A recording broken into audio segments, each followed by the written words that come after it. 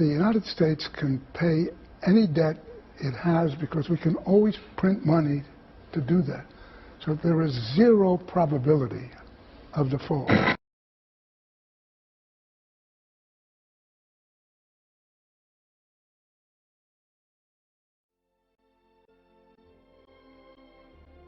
Tras varios años de abundancia y bienestar, a finales de 2008, las sociedades occidentales sufrieron un shock. Los estados entraron en pánico y los ciudadanos despertaron de un largo y apacible sueño. La fiesta había terminado. Entonces, los gobiernos usaron sus recursos prometiendo arreglar la situación. Sin embargo, después de haber gastado miles de millones y haber intervenido sin reparos en todos los sectores, los problemas no han hecho sino empeorar. Desde los medios de comunicación, las aulas universitarias, los más diversos foros políticos y, por supuesto, la gente de a pie, han alegado como originarias de la gran recesión las más diversas causas: la avaricia, la falta de regulación, el simple devenir de ciclos recurrentes en la economía, todas ellas con una tesis común: la culpa recae sobre el capitalismo. El mercado, otorgando una excesiva libertad a los ciudadanos, nos ha llevado a esto. ¿Qué parte de verdad encierra esta afirmación? ¿Es realmente el mercado libre el responsable de la mayor crisis económica de la era contemporánea? Es más, ¿existe realmente el mercado libre en las sociedades actuales? No vivimos en sociedades de mercado, vivimos en unas sociedades que son híbridos de libertad y de coacción. Todas las sociedades son así. Echarle la culpa de la crisis al mercado es ignorar la realidad. Esta es la realidad. La sociedad y la economía están muy intervenidas, particularmente en los sectores que entran en crisis, como fue la construcción y, por supuesto, el dinero.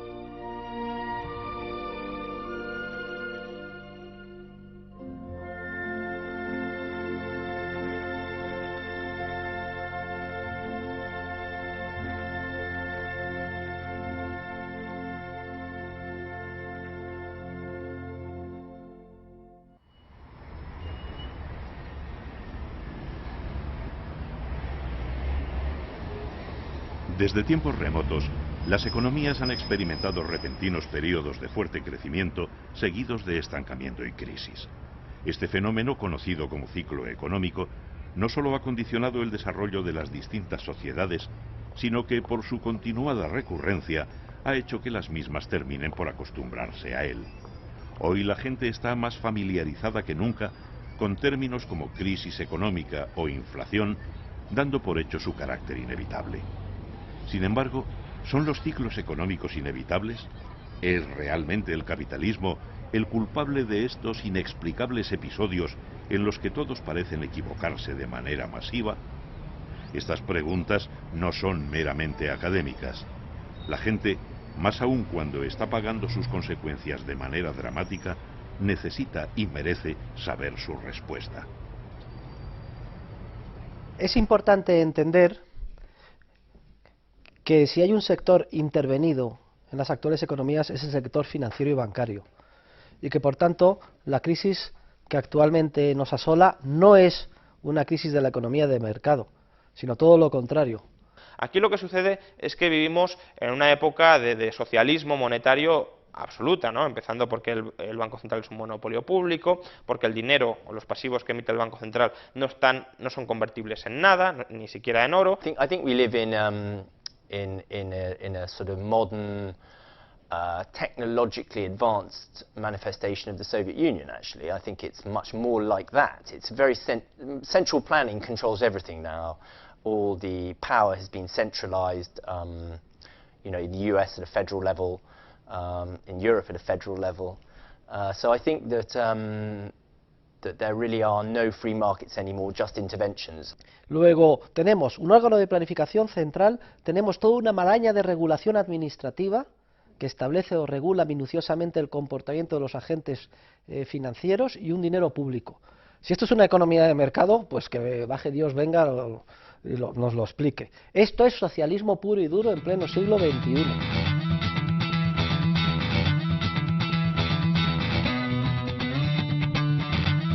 Si Si el mercado libre no existe, es evidente que no puede ser culpable de los continuos ciclos de auge y recesión y en consecuencia de las crisis económicas. La mirada entonces tendremos que posarla en la tesis contraria, es decir, las crisis económicas son consecuencia de la intervención de los gobiernos en la economía. Este singular argumento es precisamente el defendido por la llamada Escuela Austríaca de Economía y pese a los intentos de la mayoría de la clase académica, ha sido contrastado repetidamente por la realidad hasta convertirla en la teoría económica en alza. Los dos elementos clave para explicar las crisis económicas son el dinero y los bancos. Pese a los exitosos intentos por pervertir ambos conceptos, es importante saber lo que realmente son o deberían ser. Bueno, el dinero se puede definir como todo medio de intercambio que es común y generalmente aceptado. Y su papel en la sociedad es clave, porque es lo que permite hacer frente a la incertidumbre ineradicable respecto de lo que va a acontecer en el ámbito económico el día de mañana, en el futuro. Sin el dinero solo había trueque y eso reduciría muchísimo las cantidades de intercambio. Volveríamos a un nivel de subsistencia, cada uno producía la mayoría de las cosas para él solo, porque existe el problema de la doble coincidencia de necesidades, que yo tengo que buscar a alguien que tiene lo que yo quiero y a su vez esta persona tiene que querer lo que yo le puedo ofrecer. Entonces sin dinero es muy difícil. Money. Money makes the world go around, the world go around, the world go around. Money makes the world go around, it makes the world go round. No es exagerado decir que el dinero es la institución fundamental para el desarrollo de cualquier sociedad. Y para que surgiera no hizo falta ningún mandato coactivo por parte del poder político. Igual que otras importantes instituciones, como el lenguaje o la familia, el dinero surgió de un modo espontáneo al darse cuenta los individuos de que el trueque les suponía un enorme impedimento a la hora de realizar intercambios comerciales y de la consecuente necesidad de un medio indirecto que hoy conocemos como dinero. Tras una larga evolución, el medio elegido espontáneamente por los ciudadanos terminó siendo el oro, manteniéndose hasta entrado el siglo XX, cuando el poder político terminó aboliéndolo definitivamente a fin de sustituirlo por los actuales billetes de papel, un paso indispensable para consolidar el fraude en el que estamos inmersos. Los bancos son, o deberían ser, intermediarios de crédito para los ahorros de la gente. Reciben por un lado ahorros de muchas personas, a lo mejor cantidades pequeñas, y luego lo pueden prestar a empresas, grandes cantidades o hipotecas, y así diversifican el riesgo y son intermediarios de ahorro y inversión. Los bancos son empresas cuya función, entre otras, consiste en servir de intermediarios entre los ahorradores y los inversores. A cambio de un tipo de interés, determinados ahorradores interesados en algo más que depositar simplemente su dinero, permitirían al banco que prestase sus ahorros a los inversores que éste considerase oportunos. Esta función de intermediación es clave en el éxito de cualquier economía, permitiendo canalizar grandes cantidades de ahorro hacia inversiones productivas. De hecho, cuando el vínculo entre ahorro e inversión se pierde, es cuando surge el fenómeno de los ciclos económicos.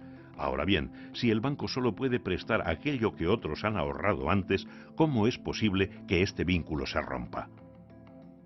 Lo que pasa es que pronto los depositarios, es decir, los banqueros, se vieron tentados para incumplir digamos, las obligaciones tradicionales que los principios generales del derecho exigen en el caso del depósito. Y viendo que ese dinero estaba ahí ocioso, dijeron, ¿por qué no nos apropiamos de él si no hacemos ningún daño a nadie y lo utilizamos en nuestros negocios particulares? Sobre todo teniendo en cuenta que muy de vez en cuando el propietario original va a venir a demandar que se le devuelva el dinero que depositó. Y entonces surge lo que se conoce con el nombre de la banca con reserva fraccionaria, que es aquella que solo aguarda en su caja una fracción del dinero de verdad que se le ha se le ha depositado. At the heart of it all, the big macroeconomic problem that we have is that banks are allowed to lend money into existence, to do it without any real practical limit, and that's created all this discoordination and the crisis and the collapse. So there's an enormous amount of suffering and injustice has been created by these banking institutions. I think it's one of the biggest moral questions of our time. Desde hace siglos, los bancos, debido al interés político, gozan del privilegio legal de la llamada reserva fraccionaria, pudiendo prestar el dinero de sus clientes al mismo tiempo que tienen la obligación de devolvérselo de forma inmediata en el momento que éstos lo reclamen. De este modo, el banco rompe el vínculo entre el ahorro y la inversión al verse privilegiado para poder prestar el dinero de cada uno de sus depositantes, lo quieran estos o no, expandiendo el crédito de forma artificial o, lo que es lo mismo, creando nuevo dinero.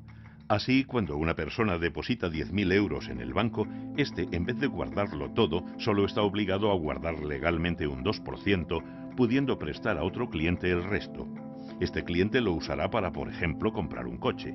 De este modo, el vendedor del coche ingresará este dinero en otro banco, que a su vez solo guardará el 2% y volverá a prestar el 98% restante en un proceso que podría repetirse hasta 50 veces.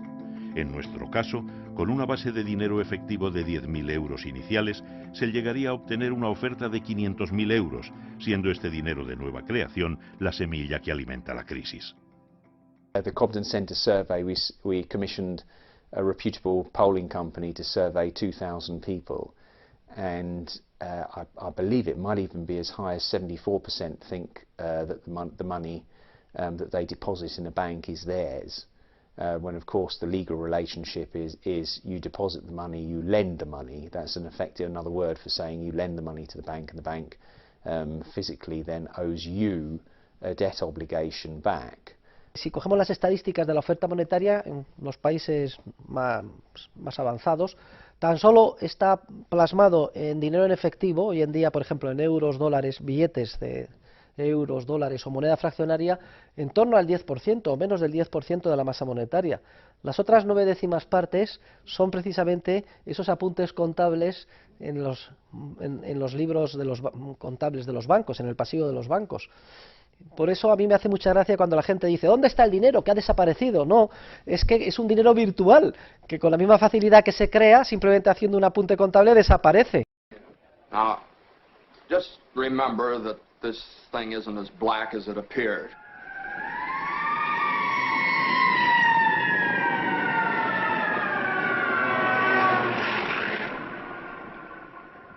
I have some news for you, folks. I was just talking to old man Potter, and he's guaranteed cash payments to the bank. The bank's going to reopen next week. But, George, I got my money here. Did he guarantee this place? Well, no, Charlie, I didn't even ask him. We don't need Potter over here. I'll take mine now. No, but you're thinking of this place all wrong, as if I had the money back in a safe. The money's not here. Well, your money's in Joe's house. That's right next to yours. And in the Kennedy house, and Mrs. Maitland's house, and 100 others. La reserva fraccionaria era el esquema que utilizaban los bancos comerciales por excelencia, para expandir el crédito de manera insostenible. Eso, desde el siglo XIX, cuando teníamos patronoro, cuando el negocio bancario no estaba tan desarrollado como hoy, pues ha evolucionado bastante. Se sigue practicando, desde luego, porque los bancos que conocemos a pie de calle, los bancos comerciales, pues es su negocio fundamental más importante, pero ha habido innovaciones que están muy relacionadas con esto, que se basan en el mismo esquema de endeudarse a corto plazo e invertir a largo, que lo realizan otro tipo de bancos, por ejemplo los bancos de inversión. ¿Qué hacían los bancos de inversión antes de que desaparecieran todos en Estados Unidos? Pues algo muy parecido a lo que hacían los comerciales en el siglo XIX con la reserva fraccionaria. Emitían deuda a muy corto plazo, las llamadas operaciones repo. Yo emito deuda a unas horas, a un día, a una semana, y con el dinero que conseguían, a partir de esa deuda, la invertían en titulizaciones hipotecarias que obviamente vencían a 30 años. Con lo cual, ellos tenían que devolver el dinero cada día, cada semana, cada hora, pero el dinero ellos propiamente no lo recuperaban hasta dentro de 30 años.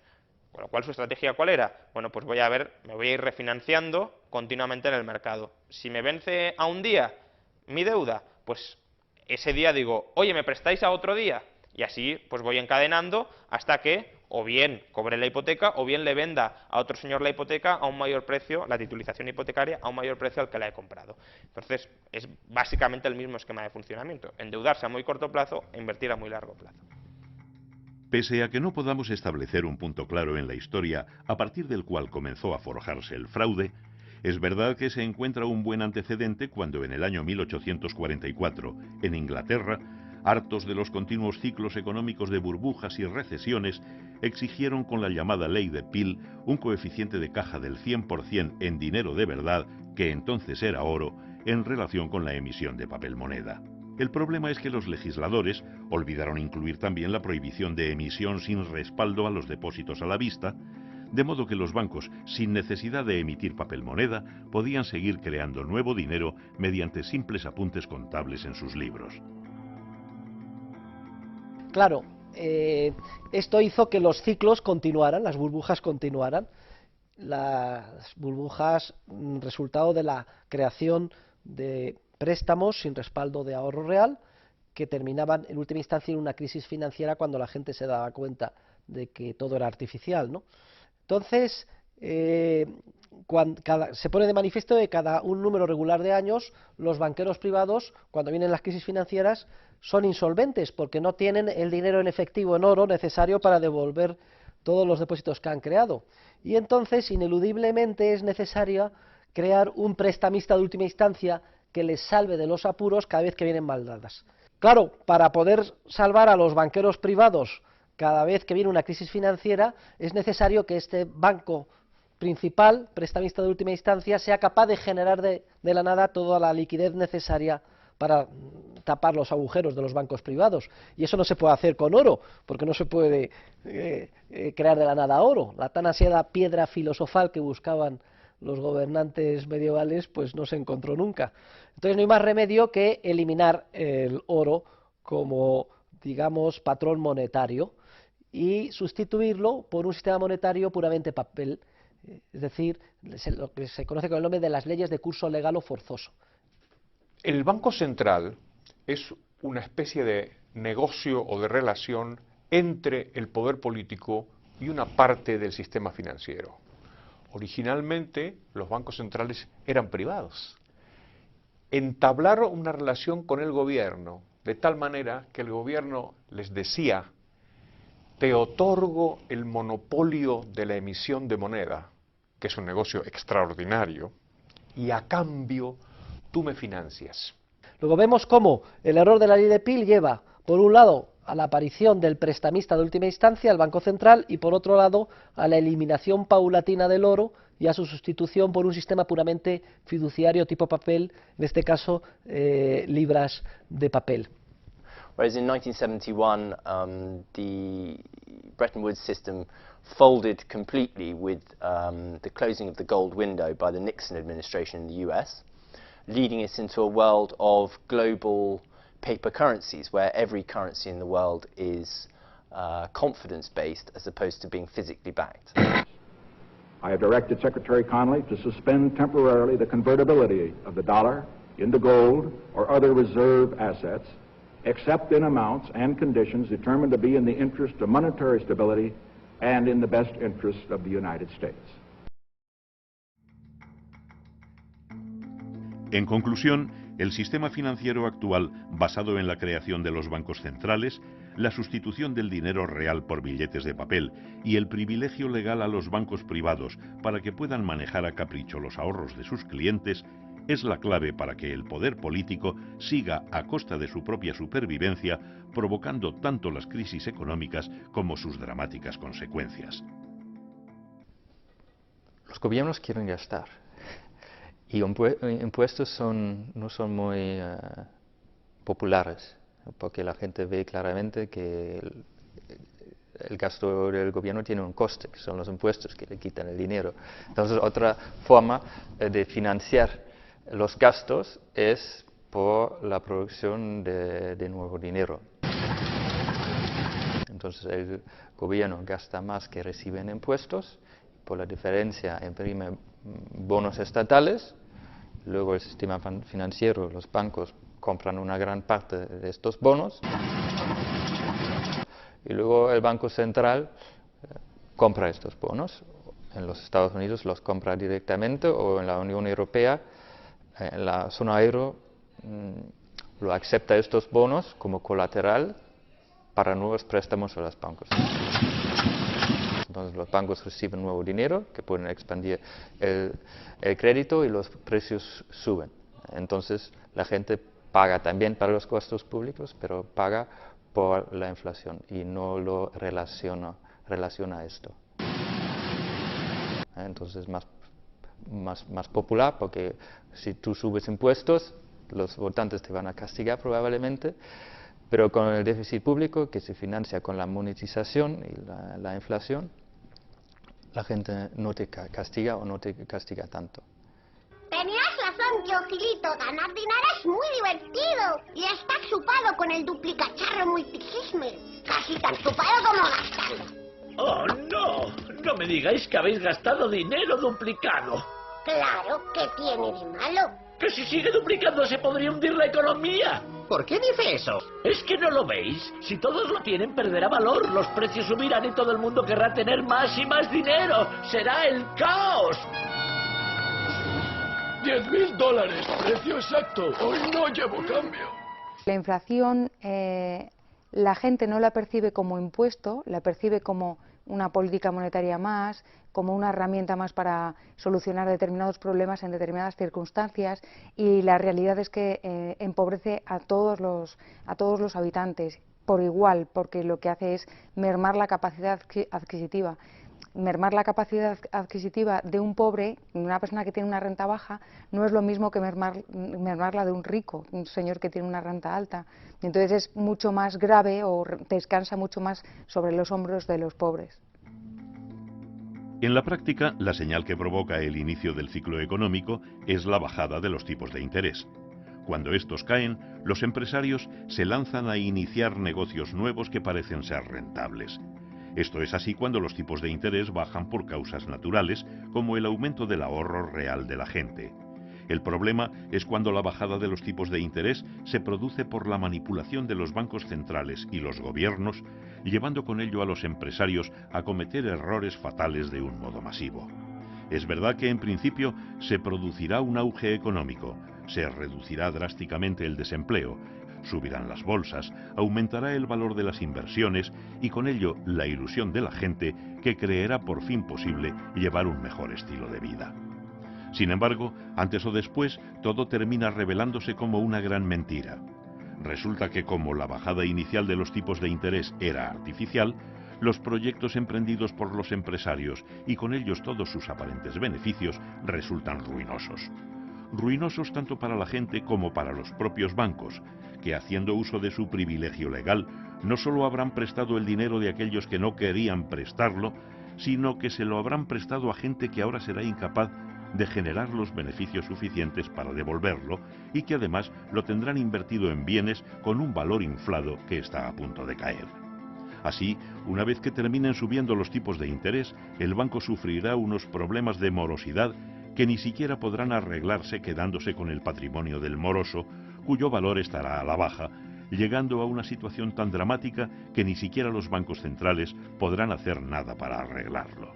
La única salida será entonces la recesión económica, proceso en el que tendrán que purgarse todos y cada uno de los errores provocados por la penosa e interesada relación entre los propios bancos centrales y los gobiernos. ¿Y quién paga todo esto? Pues los usuarios de la moneda. En este sentido es un gran fraude, porque ni siquiera eso se vota en el Parlamento. Yo creo que después de la crisis financiera y de todas las consecuencias tan terribles sobre la economía real y las diferentes recesiones y todavía lo que nos queda por ver, uno de los mensajes que se ha lanzado es la culpa es de los mercados financieros, la culpa es del sistema financiero, pero la verdad es que es un sistema montado sobre dos pilares, ¿no? El sistema financiero por un lado, pero los gobiernos por otro, es decir, hay un acuerdo por debajo de la mesa que todo el mundo sabe y que todo el mundo participa en él, no la población, pero sí los agentes, los principales actores del sistema, y es un fraude para el resto de la población. La clave del sistema es que se trata de una especie de fraude legal, algo parecido a lo que es la seguridad social, que también es un fraude, pero es dentro de la ley. El sistema monetario es un sistema legal, tiene todos los plácemes de las constituciones y las leyes. Dentro de ese sistema es donde se generan unos procesos especulativos de burbuja y finalmente de crisis.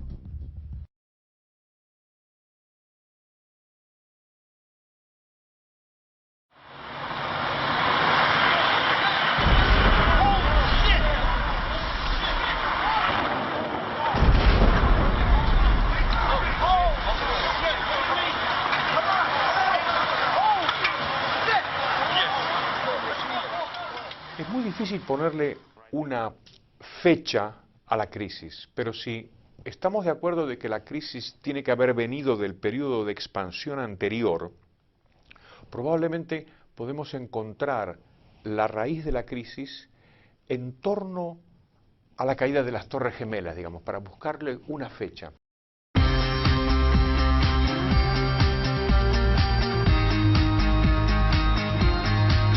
Para encontrar los orígenes de la Gran Recesión, debemos remontarnos a finales de los 90, cuando nos hallábamos inmersos en la llamada burbuja de las .com, provocada por las mismas causas que la actual.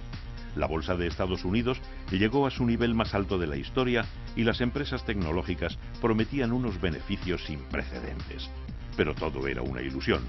Alan Greenspan, entonces presidente de la Reserva Federal, decidió acabar con aquella burbuja antes de que sus consecuencias fueran irreparables, y lo hizo de la misma manera con que antes la había provocado, manipulando los tipos de interés. Sin embargo, sus planes se vieron súbitamente alterados por los ataques terroristas del 11 de septiembre. Las medidas de Greenspan ni ayudaban a superar el trauma, ni facilitaban la rápida financiación que el gobierno americano necesitaba para emprender su nueva aventura militar.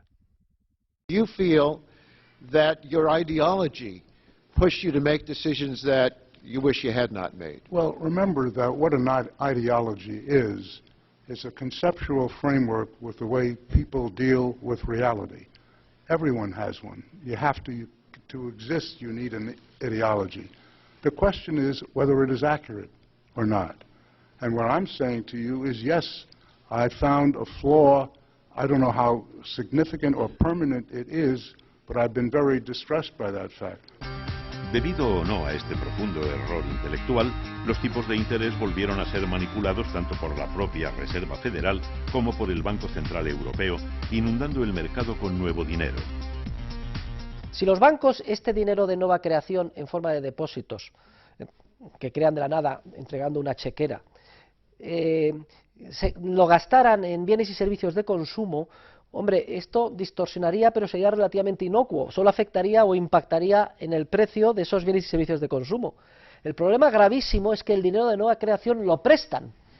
Lo que leemos tantas veces en la prensa, de que hace falta que se abra el grifo del crédito. Yo cada vez que oigo eso me pongo nerviosísimo. Lo prestan como si el ahorro de la sociedad real hubiera aumentado, cuando de hecho tal cosa no tiene por qué haber sucedido. Entonces, si lo prestan, lo que están haciendo es poniendo a disposición de los empresarios capacidad de pago y enviándoles el mensaje o la señal de que deben de emprender procesos de inversión que deben de madurar en un futuro más lejano.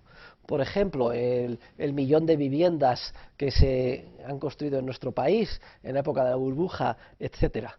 Como si el ahorro de la sociedad hubiera aumentado, cuando de hecho tal cosa no ha sucedido. Los agentes económicos, las economías domésticas han seguido consumiendo al mismo ritmo que antes, incluso más. Y toda la financiación de esos préstamos ha sido nada más dinero de nueva creación, esos depósitos de nueva creación. Este es el proceso que los economistas austríacos llaman de expansión crediticia artificial, basada en la creación de dinero que hace posible el actual sistema bancario que opera con reserva fraccionaria, precisamente por este error cometido en la ley de Peel. Lo que hace bajar los tipos de interés y mantenerlos bajos durante mucho tiempo es atraer capital a las partes de la economía que tienen peor rendimiento, porque el retorno exigido se hace mayor simplemente por la parte de los intereses. Entonces, el sector inmobiliario es muy atractivo. Ya habíamos previamente explotado casi todas las burbujas en todos los sectores. En los años 80 tuvimos la burbuja en los bonos basura, en los junk bonds.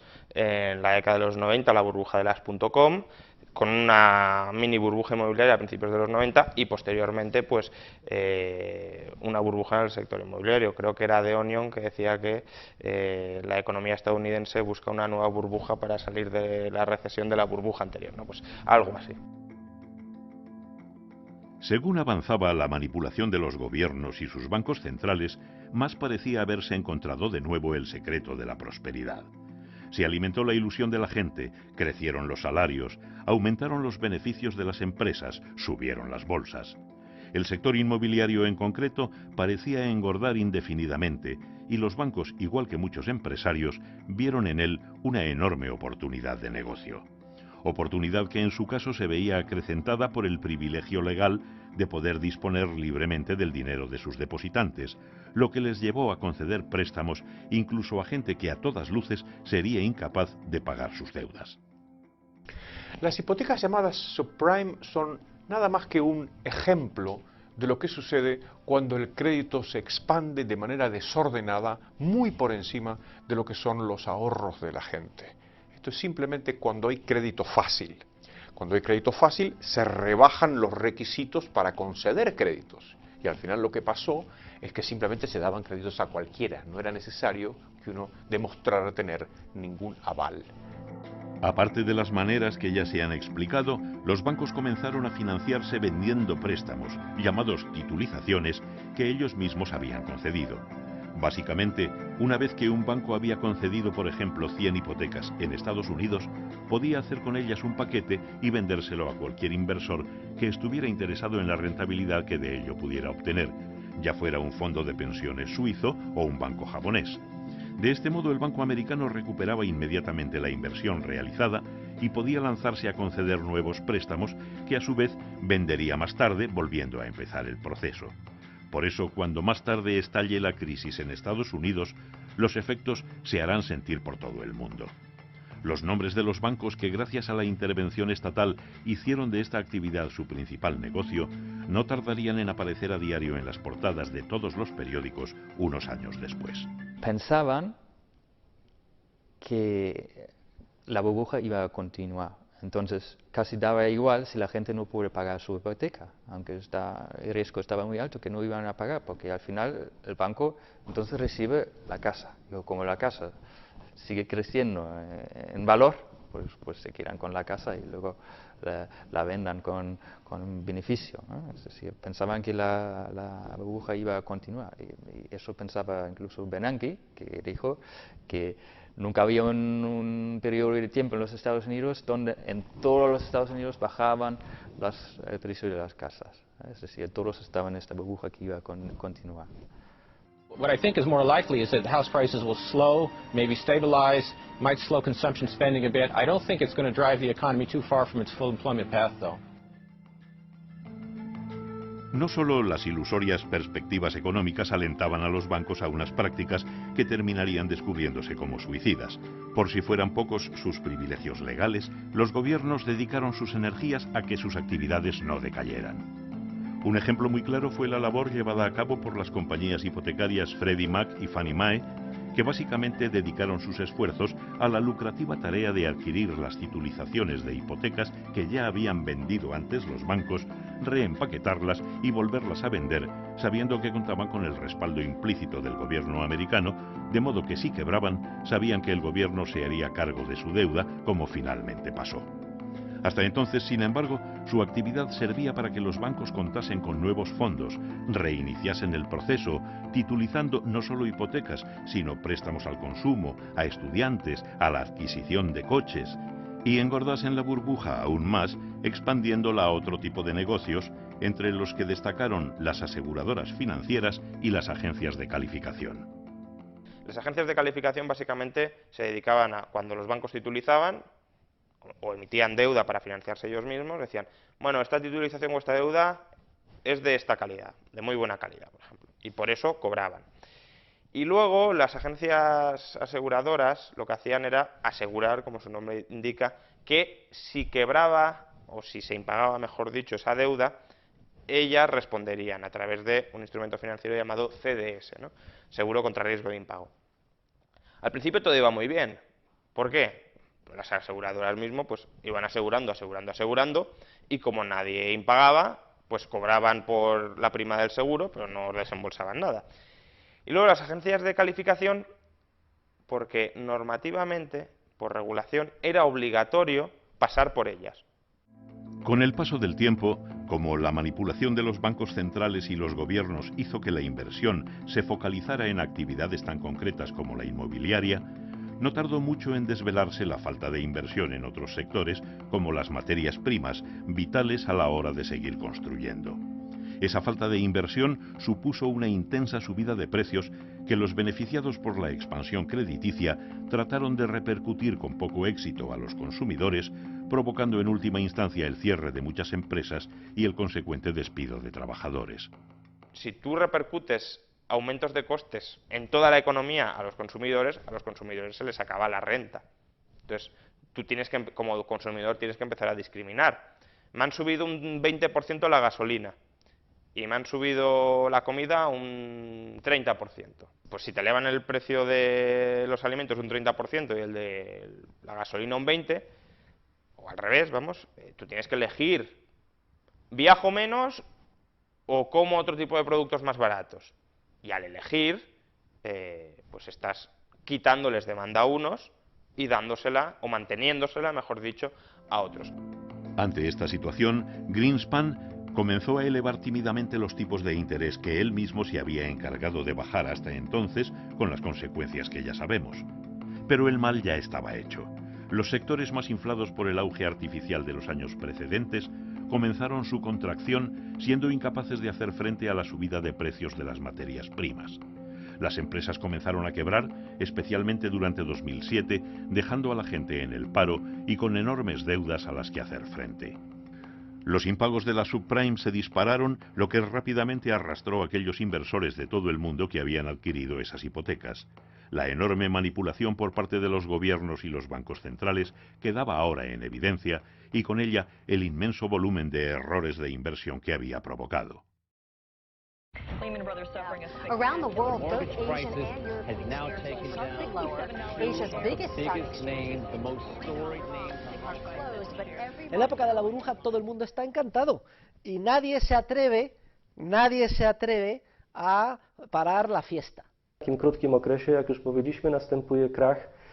Ludzie się budzą pewnego dnia z taką informacją, że to wszystko była iluzja, że nieprawda, że na krótką metę przez jakiś czas można tak żyć na kredyt, ale później ktoś za to musi zapłacić. Ostatecznie okazuje się, że to oni sami muszą zapłacić.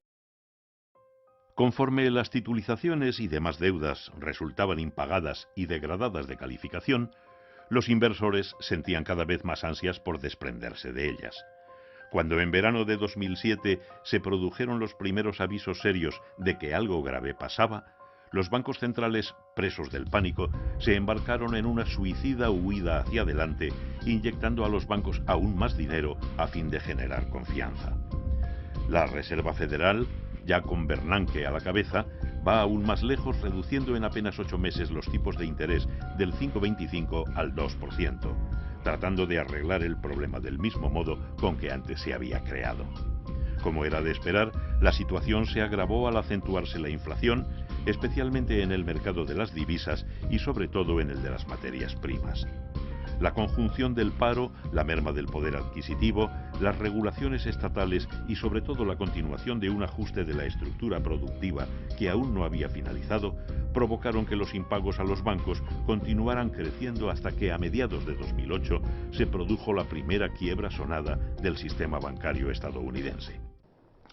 Cuando Bear Stearns cayó, mucha gente de repente se dio cuenta que Bear Stearns tenía 35.000 millones de exposición a créditos de baja calidad en dos fondos particulares que tenía.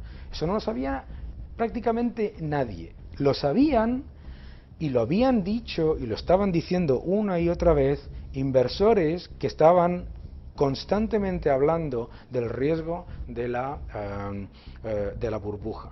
El problema de Bear Stearns, ¿cuál fue? Pues que empezaron a ver los inversores que su cartera de titulizaciones era de mala calidad.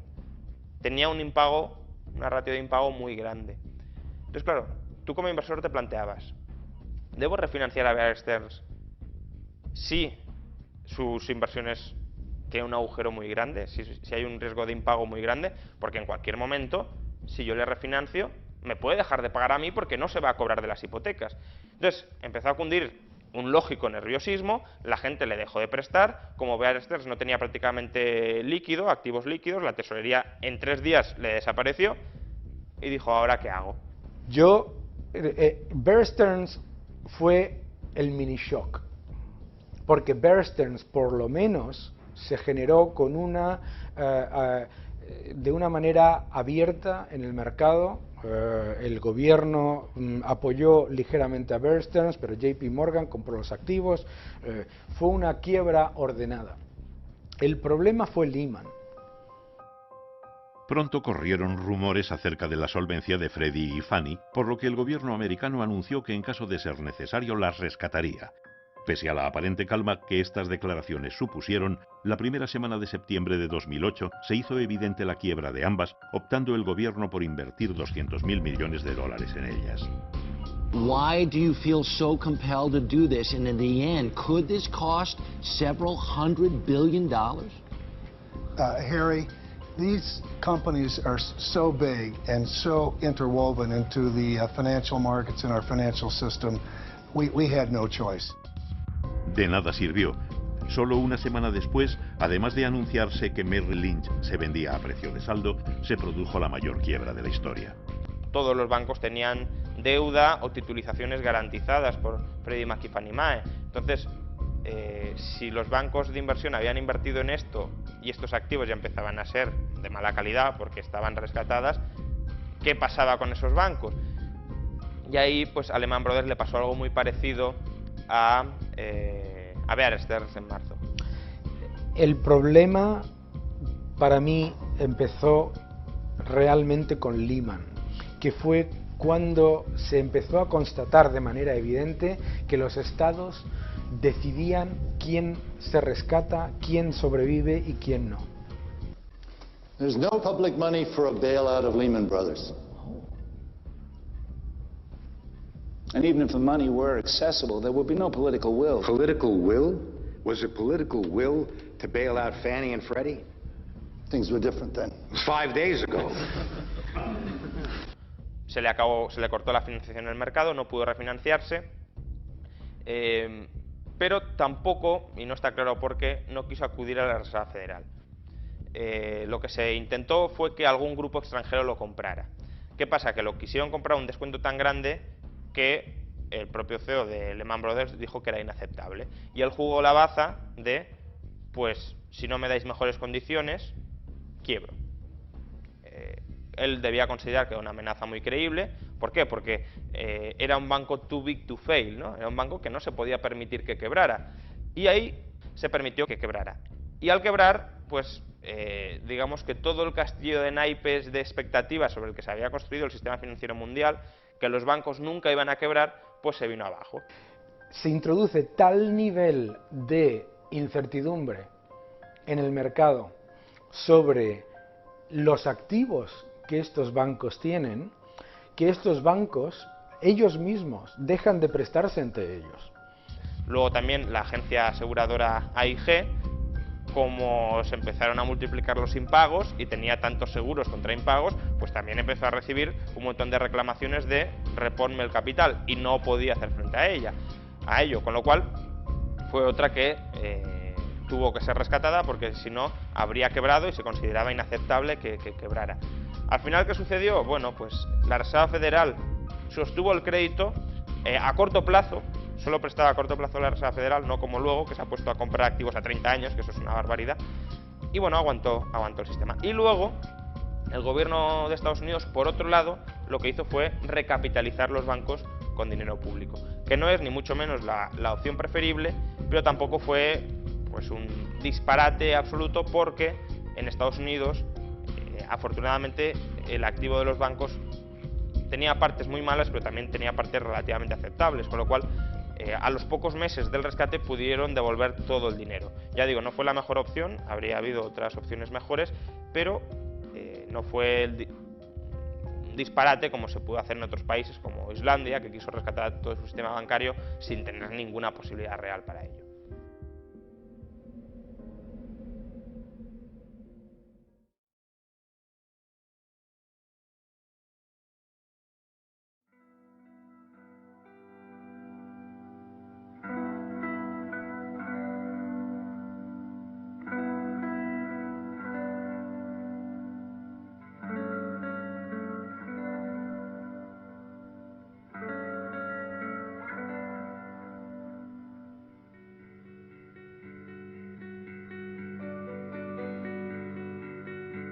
A pesar de todas las intervenciones estatales, la economía es un proceso poderosísimo constituido por millones de seres humanos que cada día se levantan tratando de salvar de la quema lo que pueden, de encontrar los proyectos de inversión rentables, pues que al final la economía termina reestructurándose, porque ya se han cortado, ya se han cerrado esos centenares de miles de empresas que no eran rentables. Es cierto que hay mucho desempleo, pero está ahí latente para volverse a recolocar, si es que lo permite la intervención del Estado y la rigidez del mercado laboral desaparece en los proyectos de inversión que sí que sean sostenibles. Luego, la recesión es ya el comienzo de la recuperación. Uno de los aspectos más interesantes de la crisis es cómo las diferencias políticas, que al parecer eran abismales antes de la crisis, después de la crisis desaparecen.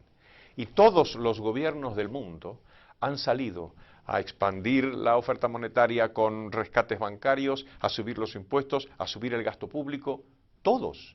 Las políticas gubernamentales contra la crisis tuvieron dos fases claramente diferenciadas. La primera, que se correspondería con el cuarto trimestre de 2008, fue el rescate o estabilización del sector financiero, ni siquiera de la economía financiera, sino del sector financiero. Probablemente dentro de la retórica de la crisis, de las expresiones más desafortunadas, es la expresión rescate. ¿Por qué? Y porque carece de connotaciones peyorativas. ¿Quién va a estar en contra de un rescate? Parece que un rescate necesariamente es bueno. Y ahí esto es un grave error, puesto que hay bancos, entidades que no deberían haber sido rescatadas. Bancos que en un sistema un poquito más cercano a algo que podemos denominar un mercado libre, pues no podrían haber crecido hasta determinada cantidad.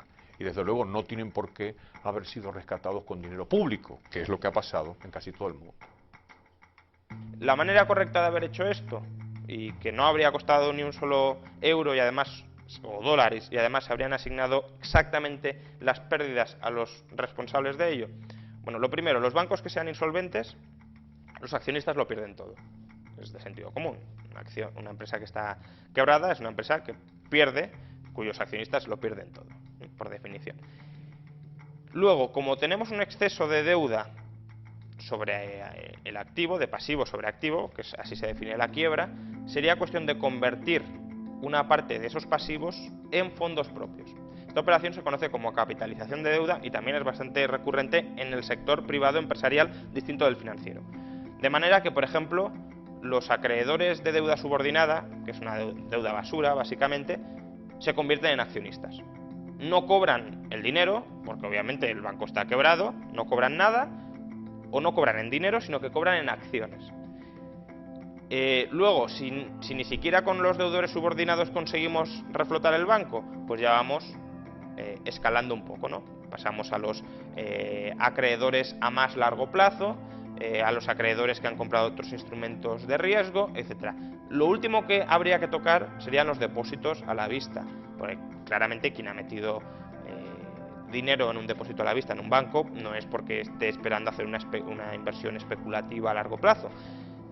Por tanto, primero vamos tocando las inversiones, por orden de prelación, las inversiones más especulativas y más a largo plazo, y eso lo vamos convirtiendo en accionistas. ¿El resultado? Pues que cuando hayamos convertido una masa mínima de de acreedores del banco en accionistas, el banco estará recapitalizado.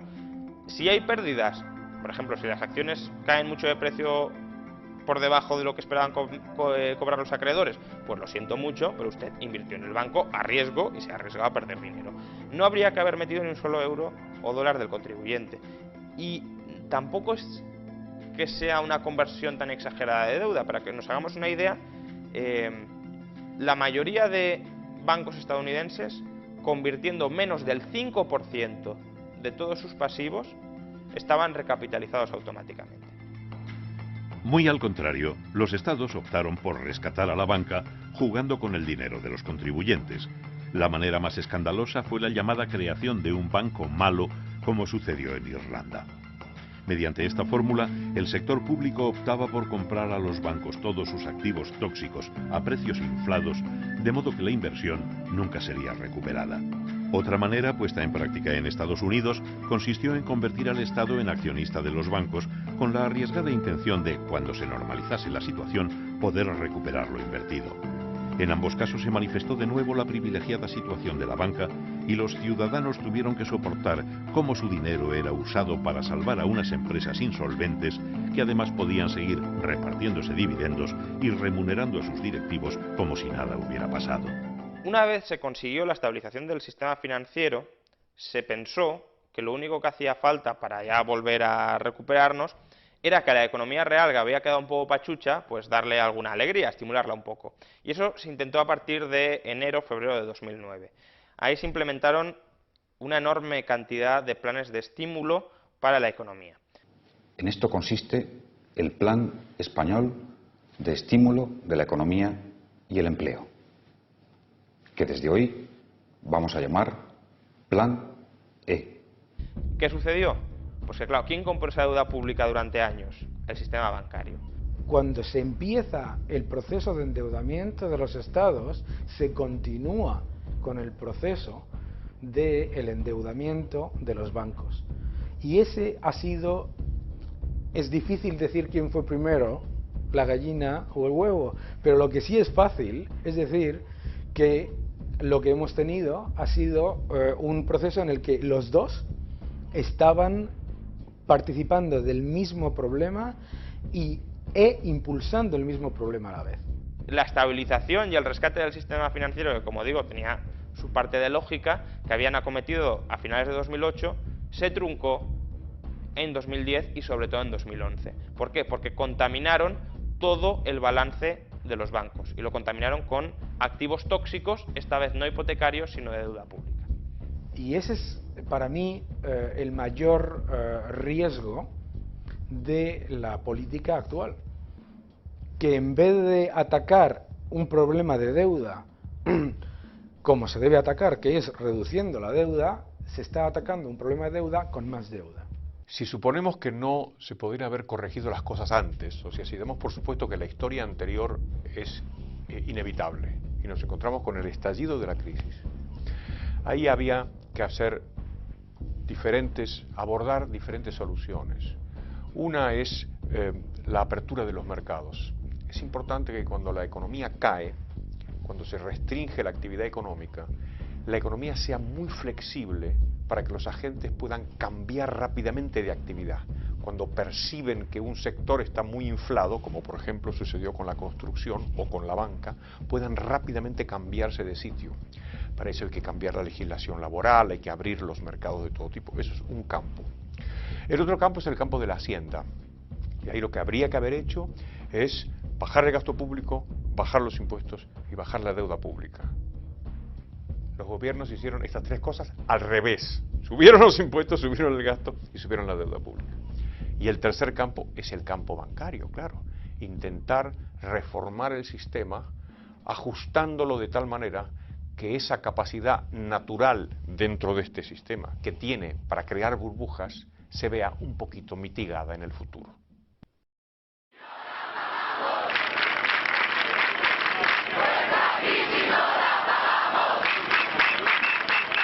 Pues la verdad es que yo soy de las personas cándidas que en un principio pensó que aquello era de alguna manera un movimiento de rebelión o por lo menos de expresión de descontento de la sociedad civil, y eso me habría parecido bueno, me parecía bueno en ese momento.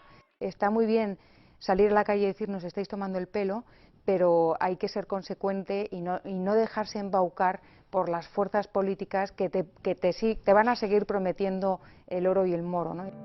Más grave aún que el desconocimiento económico de la gente es que las ideas más peligrosas, aquellas que nos han llevado a todos a sufrir la gran recesión, son precisamente las que abundan entre los supuestos intelectuales. La semilla del mal, sembrada hace años por Keynes, florece en las ideas de economistas tan afamados como Greg Mankiw, que a fin de condenar el ahorro y animar el consumo, llegó a proponer la eliminación por sorteo de todos los billetes con el número de serie seleccionado en la tómbola.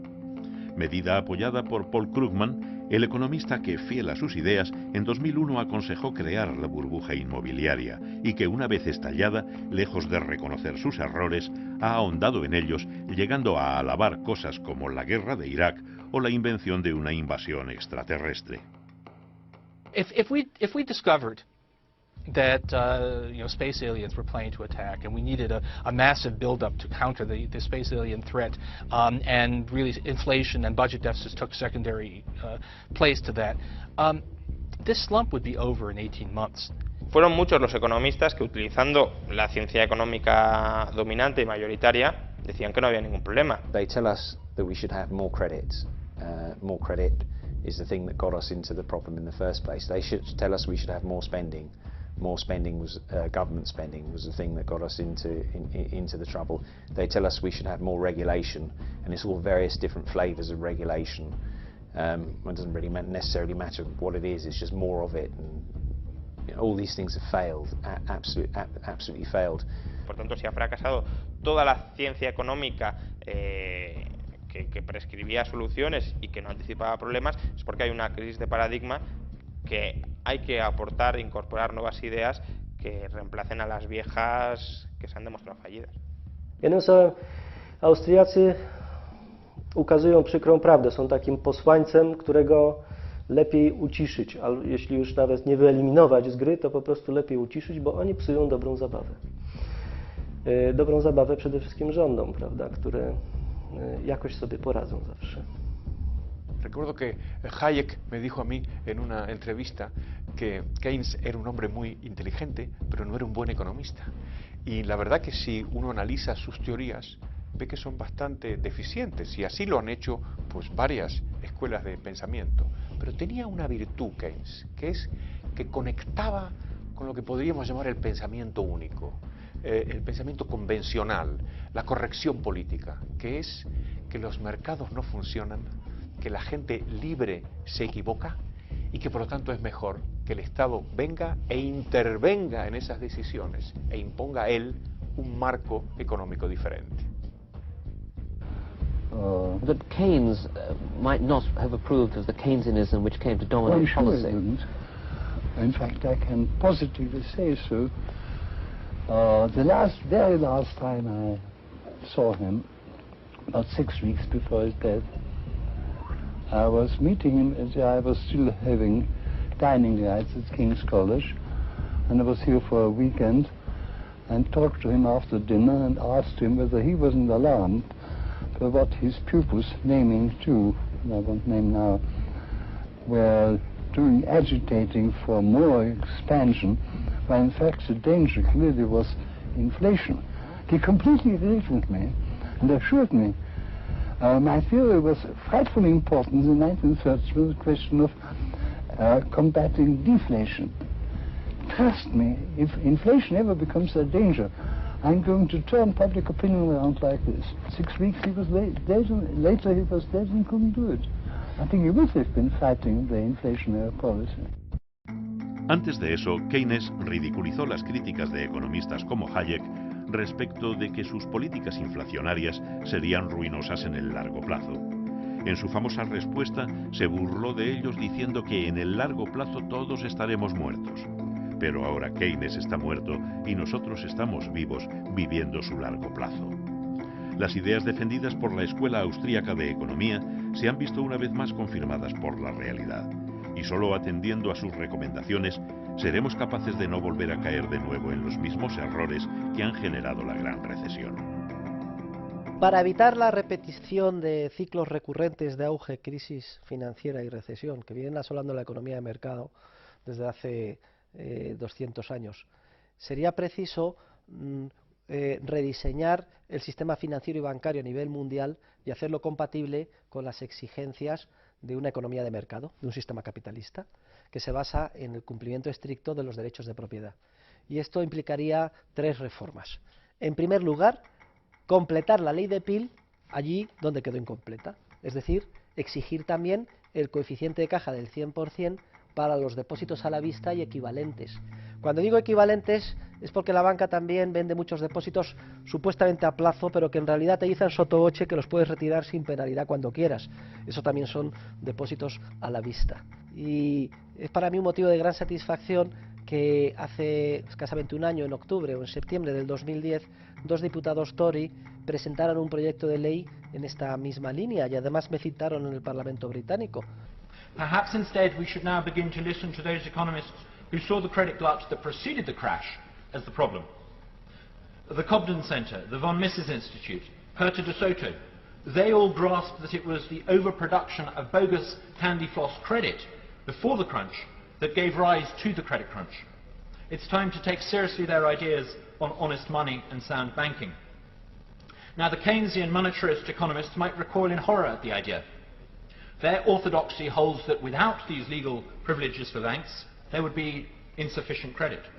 The oil that keeps the engine of capitalism working, they say, would dry up. The machine would grind to a halt. Not so.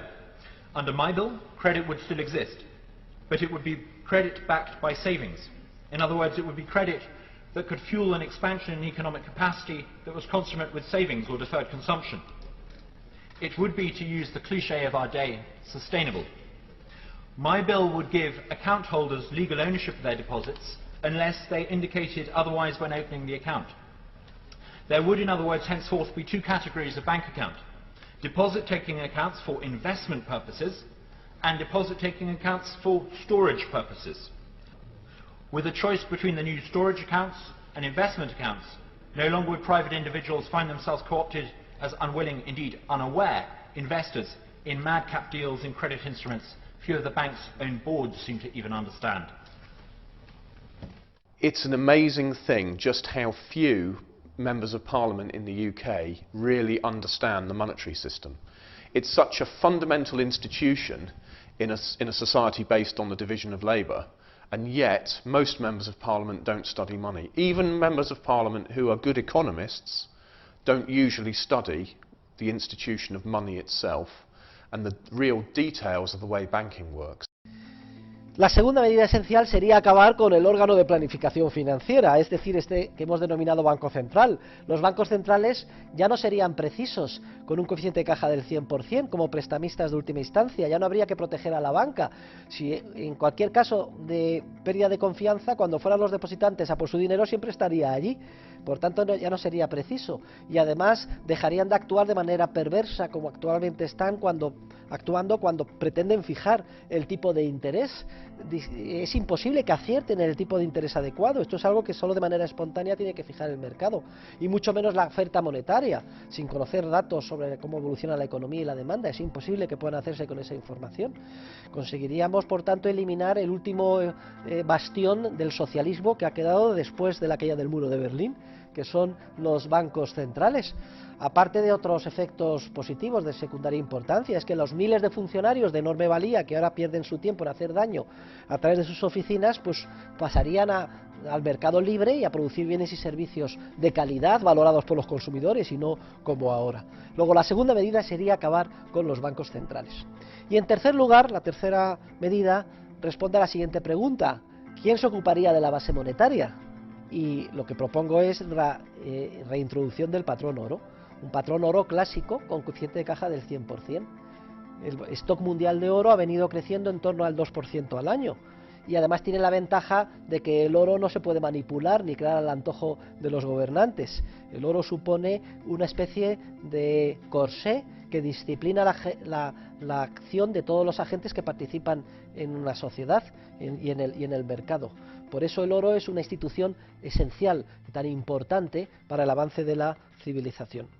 I think the average worker would be very much supported by a gold standard, or rather by a disciplined monetary system, because the purchasing power of his money will not be diluted on an annual basis. In other words, he will be able to buy the same amount of goods and services, and potentially even slightly more goods and services on an annual basis. Effectively, what it does is remove the stealth effect of inflating the money supply.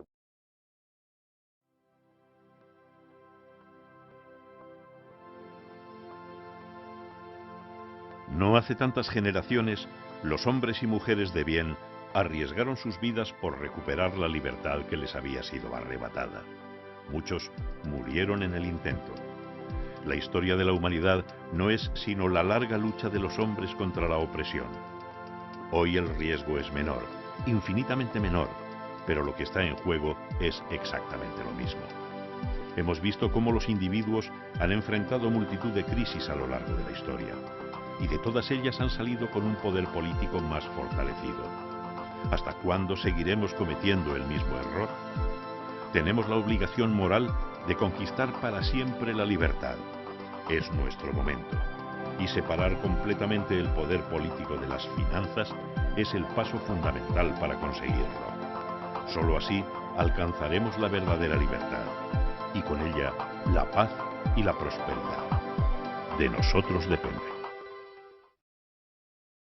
Lo único que me temo es que una vez que con grandes dificultades hayamos salido del pozo y la economía ya se haya recuperado y el desempleo se haya absorbido, es que, igual que en el pasado, se reiniciará el proceso de nueva expansión crediticia, nueva euforia, etapa de burbuja especulativa y de nuevo otra crisis financiera y otra recesión.